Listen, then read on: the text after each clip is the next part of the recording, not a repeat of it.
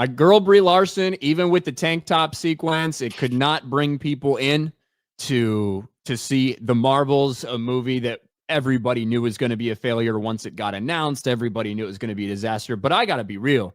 I don't know if any of us knew just how bad it was going to be. Ended around $200 million worldwide, a phenomenal failure.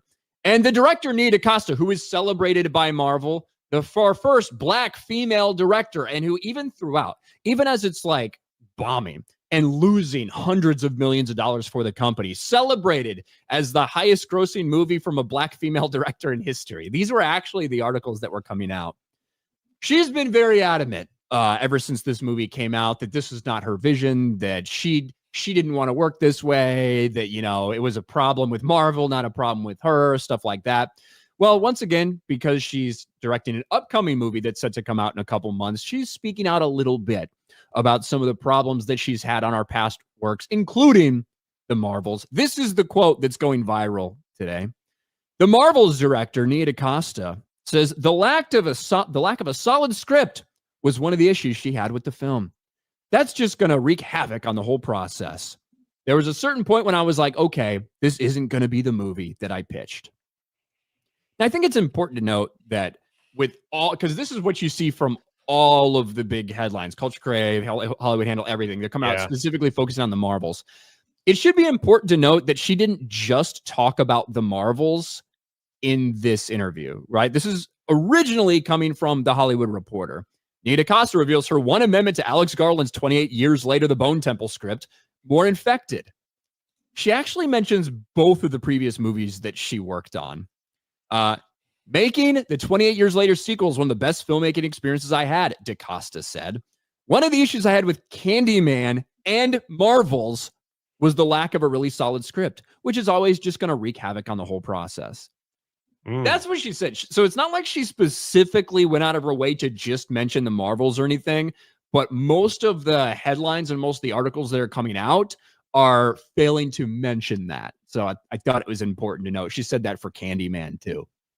But this is someone who's been very adamant about this, about coming out in front of this, probably knowing it was going to be a bomb and saying, yeah, the way that Marvel has you work, it's really tough and there's not a lot of room for creativity and I couldn't really do what I wanted and blah, blah, all of these things. And that has been the narrative from a lot of media people, including like defending her. These were the articles that came out when Marvels was bombing. The Marvels could be a box office flop, but it's not Nia DaCosta's fault. Nia DaCosta, well, the original title was Nia DaCosta doesn't deserve the blame for the Marvels failure. It got changed to admit the Marvels box office failure. Black women will defend Nia DaCosta at all costs. What? Defend her from what? From any blame for the movie failing, Jay. I think when you take the helm of the director, it's like, it's all eyes on you, right?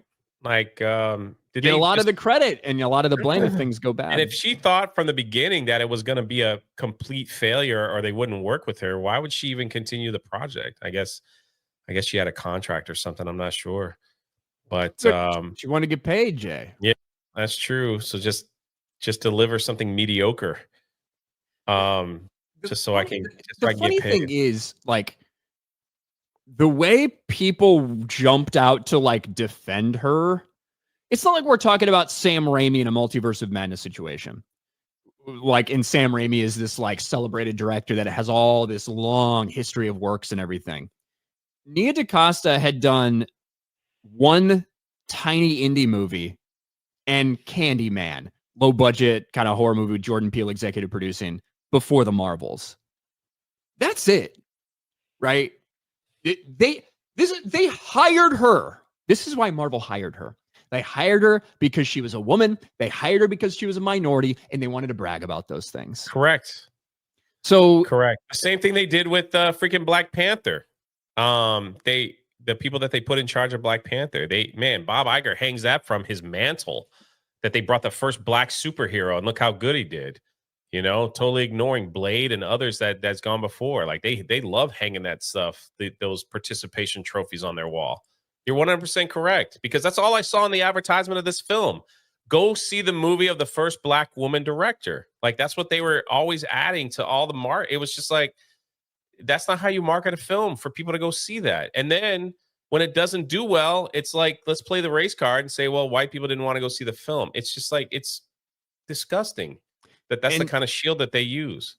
And to me, look, I believe that Nia DaCosta is smart enough to recognize exactly why she was hired and what she was getting into with very limited experience. And when you agree to be the fucking token, basically, that's what she did for this. You gotta roll with the punches. You gotta roll with what happens. And she did. I think she really tried to throw everybody else at Marvel under the bus and really kind of pass the buck for her film failing. That's not what I want to do. It's nothing like the original movie I wanted to do, blah, blah, blah, all these things. The Marvel way didn't really work with me, blah, blah, blah, all this stuff. I genuinely believe that you knew exactly what you were signing up for. You knew why you got hired. You took the job, you got paid, you got the money, but you don't want to bear any of the responsibility. That's what no, man, that's a huge thing, is pass the blame. Blame the fans, blame this, blame the government, blame Trump, blame everything, except, that you just put out a piece of crap that nobody wanted to see. No one takes responsibility in Hollywood for their actions. Brie Larson, she doesn't say anything. She made the movie, bomb. She's like, oh, well, there you go. She's moving on to other things. My girl Brie. Handling it like a champ. Balancing on soup cans and her high heels in her kitchen, Good on her. Going to Super Nintendo World. Having a good time. We could have seen her there, Jay. I know. Could have been my chance. I would have introduced you. You would have tripped her. She's little. She's a little person. She would have been getting sued. She's really nice. I think my one tweet was the moment her life changed for the better. I think so. I literally fixed her.